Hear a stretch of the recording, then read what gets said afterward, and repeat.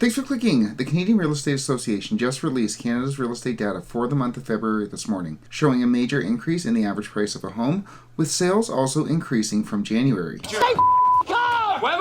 And while, as we'll see, the CREA is continuing with its prediction that 2023 could be a great year, and that homeowners are getting their homes ready to sell and buyers are getting their pre-approvals in place, the majority of economists and banks are predicting otherwise. So what I want to do today is go over the national sales data for the month of February, take a look at what the CREA is predicting for the remainder of the year, discuss some of the predictions coming out of industry experts, especially with the number of mortgage renewals on the horizon, and then go over what to look for next. Despite a lot of the apparent certainty coming out of the predictions that we're going to discuss today, it's definitely an uncertain time.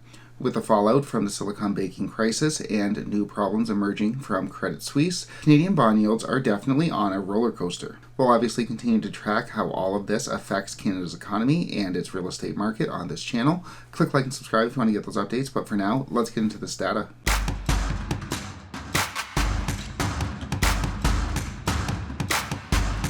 Onto the data. First up, the average price. The average price of a home in Canada was up significantly in February. The average price of a home in January was sitting at $612,204, and that bumped up over $50,000 to $662,000 in February. So we did see a $50,000 increase in the average price of a home in Canada in February. With that said, even Sean Cathcart, the economist for the CREA, well known for his optimism, admitted that the average price has been skewed by higher prices in Toronto and Vancouver. The average home price bounced up by more than $50,000 in February compared to January, although, caveat, a big chunk of that was because of sales gains were led by pricey Vancouver and Toronto. So you really got a lot more $1 million plus homes in the sample is affecting the average price. With that said, we did see a fall in the benchmark price of a home in February. The benchmark price, if you remember, that's the price of the home that represents the most popular set of features. The benchmark price of a home in January was sitting at $714,700, and that fell a little over $10,000 down to $704,300. We also saw sales increase in February, up to 2.3% from January, but sales were down 40% from the peak of Canada's real estate market exactly 1 year ago. So in summary, the average price up about $50,000, the benchmark price down about $10,000. Sales were up 2.3% from January, but down 40% from 1 year ago. For their part, for some reason, the CREA is continuing with its narrative that 2023 could prove very similar to 2019, where 2019 saw a major recovery from 2018 prices, and therefore 2023 could see a major recovery from 2022 prices. I mentioned last month that 2023 was starting off in a very similar way to the recovery year of 2019, which was coming off the stress test year in 2018.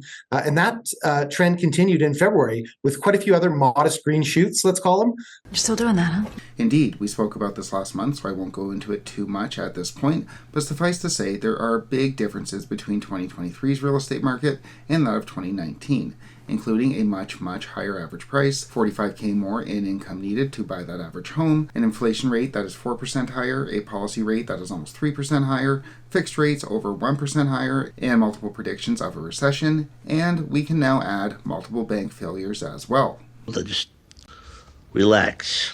However, the CREA is apparently still continuing its narrative that 2023 could be very similar and we could have a banner year. However, this is not what big money is predicting. According to the regulatory filings coming out of the big 6 banks, only 1 in 6 are predicting that Canada's real estate prices will go back up this year. And it's not just the big banks that are predicting further declines in Canada's real estate market. Finder conducted a panel survey which included experts from Oxford Economics, Capital Economics, National Bank, and Scotiabank, and asked what they thought the effects of the interest rate hikes that we've had over the past year would have on the real estate market in 2023. Of those who were surveyed, 100% thought that we would see an increase in insolvencies, particularly among homeowners. So those representatives from Oxford Economics, Capital Economics, Scotiabank, and National Bank, all of those surveyed, all thought that Canada would see an increase in insolvencies in 2023, which would obviously lead many to have to sell their home. And even if homeowners aren't forced to sell due to insolvency, it's likely that renewal shock will force some into the market anyway.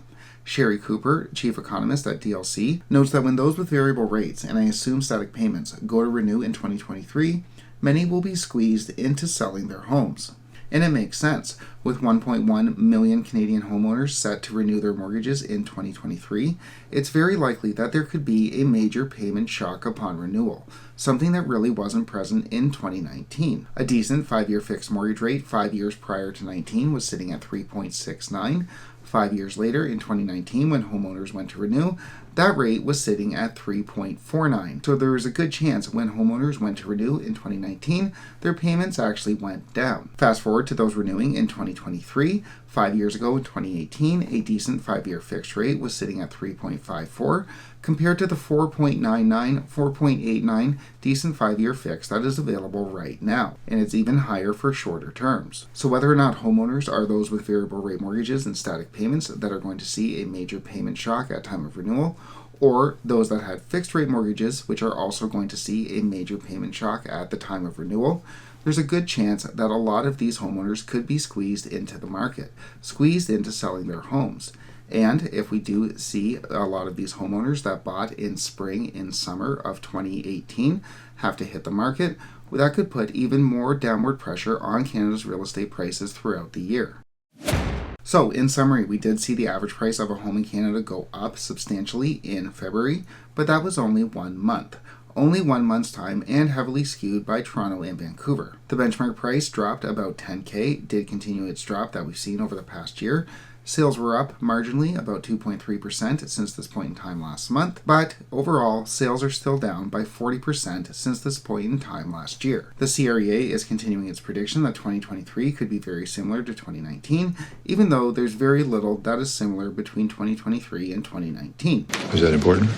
And the majority of the experts, which obviously have been wrong before and will be again, are predicting that Canada's real estate prices will continue to decline for the rest of the year. With that said, there are major global economic uncertainties unfolding right now. We have the failure of Silicon Valley Bank, we have problems emerging with Credit Suisse, and we have Canada's bond yields as a result dropping at their fastest level in 25 years. The problems emerging from SVB and from Credit Suisse could prove to be very inconsequential. They might not have any big impact on Canada's economy, on the world economy going forward.